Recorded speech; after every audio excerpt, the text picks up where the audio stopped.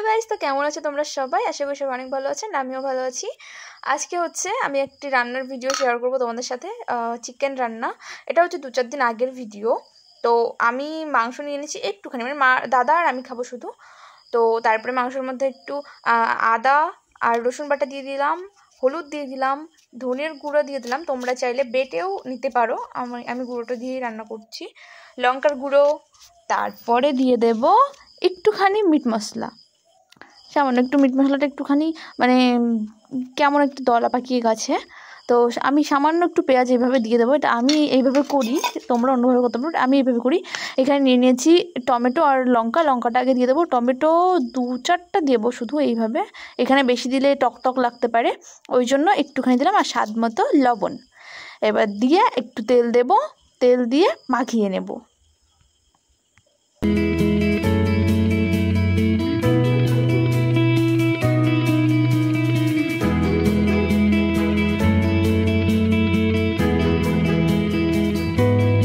দেখতে পাচ্ছ জিরে, গরম মশলাগুলো আমি নিয়ে নিয়েছি।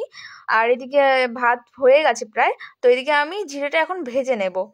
গরম মশলা মানে এটা লাস্টে দিতে হবে, তো ওই জন্য এটাকে ভেজে নেব, কারণ আমার মনেই থাকে না আমি কড়াইটাকে গরম করে তেল ঢেলে দিই। এবার তেল ঢেলে দিলে তো আর ভাজা হবে না।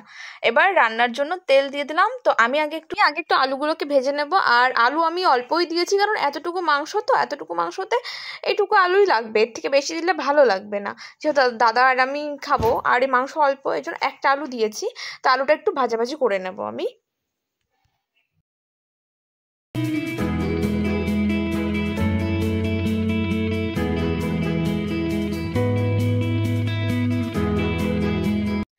আলুগুলো তুলে নিয়েছি। এবার তেলের মধ্যে একটু এলাচ দারচিনি ফোড়ন দিয়ে দেব।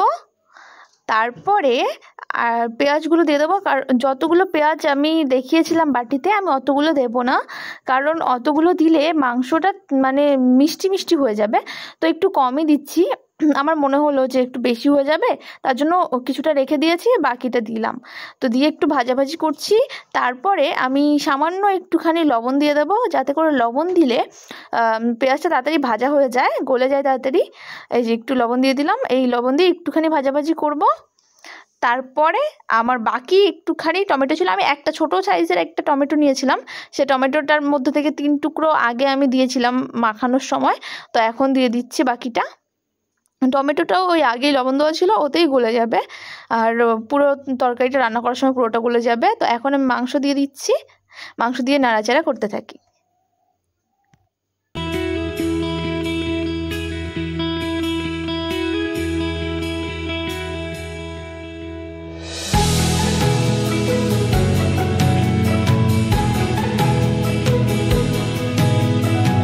মাংসটা এভাবেই কষাবো, নাড়াচাড়া করতে করতে কষিয়ে নেব, কারণ আমি জল দিয়ে আমি ঢেকে দেব না, কারণ এটা হচ্ছে পোলট্রি মাংস।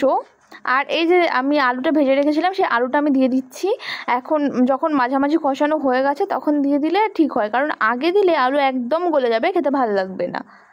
তারপরে আমি যে মাংসটা মাখিয়েছিলাম যেটাতে, ওইখান থেকে একটু ধুয়ে মশলা জলগুলো দিয়ে দিচ্ছি, কারণ এগুলো টাকা দিয়ে কেনা জিনিস, এগুলো নষ্ট করা যাবে না। তো আমি এখন গরম মশলাটা বেটে রেখে দিলাম। আর এখানে মাংসটা কষা কষা হয়ে গেছে প্রায়, আমি 1 ফুটটাও ঢেকে দিইনি, কারণ এটা হচ্ছে তোমার পোলট্রি মাংস, বেশি ঢেকে দিলে টকটক হয়ে যাবে, বেশি অত ঢেকে দেওয়ার দরকার পড়ে না। তো তারপরে আমি জল দিয়ে দিচ্ছি, জল দিয়ে একটু নাড়াচাড়া করে আমি গরম মশলাটা তরকারির থেকে একটু ঝোল নিয়ে ওটাকে মিক্স করে দিয়ে দেবো, তাতে করে কি একটু জল জল ভাবটা থাকবে না। যদি আমি জল দিয়ে গুলিয়ে দিতাম তাহলে কেমন একটা লাগতো, তো ওই জন্য তরকারির থেকে একটুখানি ঝোল নিয়ে ওটাকে আমি গুলিয়ে তারপরে দিয়ে দিলাম। আর এটা যেহেতু কষা কষা রান্না করছি, তো ঝোল সেরকম থাকবে না, শুকিয়ে যাবে, একটুখানি নাড়াচাড়া করে নামিয়ে ফেলবো আমি।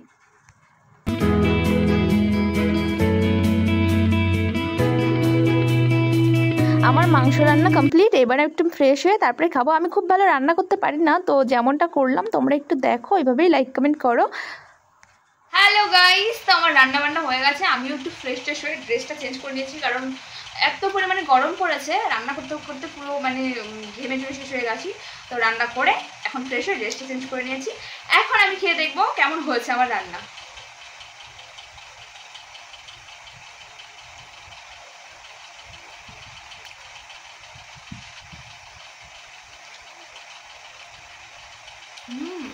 দারুণ আছে না?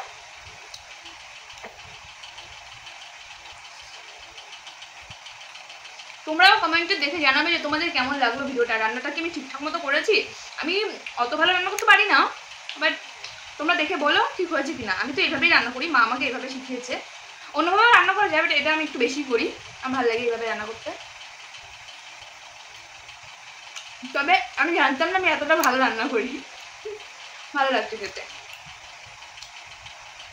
রিঅ্যাকশনটা দাদাই দিত, দাদা বাড়িতে নেই, ও গাছে চুল কাটতে, ওইভাবে আমি দিয়ে দিই। আমার আর সহ্য হচ্ছে না, খাবো খাবো।